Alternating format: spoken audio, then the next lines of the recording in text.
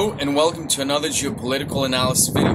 On this video we will examine the energy agreements and military cooperations and purchases in order to isolate Turkey. We will examine how the Arab League, Israel and Greece is isolating Turkey to create greater stability in the region. On March the 3rd, the Arab League members met to address the illegal and terrorist intervention of Turkey in the Arab countries.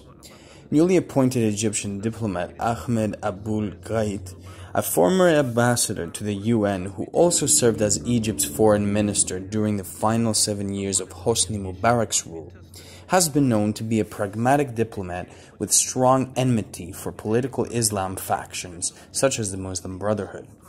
The 78-year-old was the only nominee for the post, as it is a long-held protocol that Egypt, as host of the Arab League, traditionally nominates the League chief since its foundation in 1945. He has been vocal against Turkey's actions, and as we know, the Arab world has isolated Turkey for its provocation in the East Mediterranean region, the Gulf, and recent involvement in Libya.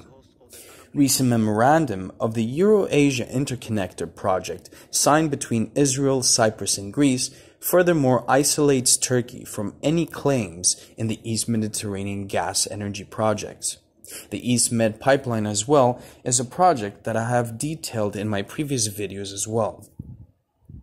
Also, a very significant event that took place last month was the Philia Forum on February 11th, a partnership that will act as a bridge between Europe and the Middle East. At the forum, which was held last week in Athens, Greek Foreign Minister Nikos Dendias hosted his counterparts from Saudi Arabia, Egypt, Cyprus, the UAE, and Bahrain. French Foreign Minister Jean-Yves Le Drian participated by video conference. The 7 countries issued a joint communique about their common objective to ensure regional peace, stability, and prosperity. These joint forums and agreements are for the greater development of the region to bring stability, as Turkey has acted over the last years as a terrorist hub, creating destabilization and provocation in numerous regions, as aforementioned, and thus have led to Israel, Greece, Cyprus, and the Arab world to isolate it from any energy developments and trade agreements. Due to this isolation, President of Turkey has been trying to use Germany's sphere of influence for support by contacting Angela Merkel. Meanwhile, Turkey's typical media are recently conducting a series of propaganda and pleads to Egypt to undermine the agreements and developments with Greece and Cyprus. Of course, to no avail, as both Israeli and Egyptian governments, who have vested interest in the East Mediterranean energy projects, have ensured that Turkey is not to be trusted or even considered in the region for any partnership. Egypt has warned Turkey to stop its provocations in the region and also make some significant talks with Qatar, which has been funding Turkey the last few years, further indicating that this total isolation from the region has led Turkey to panic and also slowly come to grips with the reality. Pakistan has been trying to split the alliance with Greece and Egypt, which of course is laughable, as there's no chance Pakistan can influence the developments in the East Mediterranean. Furthermore, military drills and defense agreements have taken place with France, joining these alliances to limit the influence of Turkey in the region. In this footage, we see a joint exercise of French Rafale fighter jets with Greek Mirage 2000 F-16 jets supported by Airbus and transport aircraft over the Tanagra airspace in Greece, conducting the Skiros 2021 exercise that happened in early February, showcasing the superiority of both air fleet as a symbol of unity against the threats of Turkey, as recently Greece has equipped several Rafale fighter jets in its arsenal to solidify its dominance over the Aegean skies. Furthermore, the Saudi and Greek relationship is better than ever, with military cross-training in the Aegean Seas, which happened a few days ago when Saudi fighter jets were stationed in Crete. The Saudi media stated how this matter is creating further embarrassment and pressure on the government of Turkey, which is pushing its dealings with Greece through the adoption of strategy of military pressure. Now, Greece is not going to give up its legitimate rights of its Aegean islands near the Turkish coasts. France also reinforced its solidarity with Greece by sending its naval frigates and also reaching an agreement with Rafale aircrafts. The modernized military bases in Greece by the United States also announced its solidarity with Greece and its consideration of moving the Incirlik military base from Turkey to Greece. Greek economic and diplomatic efforts, alongside with its military capabilities to counter what it is facing by Turkey, is working by creating an entire Mediterranean confrontation wall that opposes Turkey's ambitions to violate the legitimate rights of Greece. The Royal Saudi Naval Forces and the French Navy held mixed maritime exercises titled White Shark 21.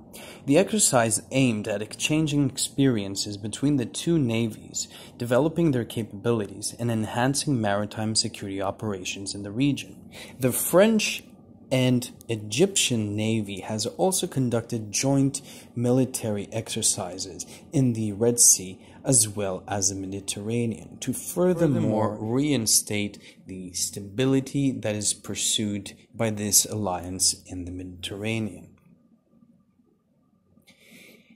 Now, former head of Turkey's General Staff Naval Forces and head of the Naval and Strategic Studies Center of the private Istanbul University has been a proponent of trying to lure Egypt into the narrative of Mavi Vatan's Blue Homeland, a Turkish theory of what their exclusive economic zone is, which again has no legal basis on the International Sea of Commerce law, which again has not been signed by Turkey.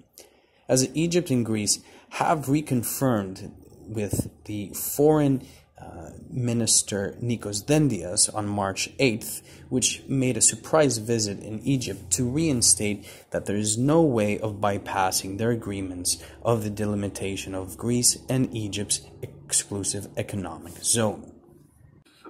Biden administration has also pushed back against Turkey's outrageous insistence on a two-state solution on Cyprus. And thanks to Secretary Blinken for pushing back, I quote, "We have looked with real concern over the last year, and of course more recently, at some of the actions taken in the Eastern Mediterranean region, particularly by Turkey, in terms of various claims, and it is very important that the US stands up and engages in advancing stability."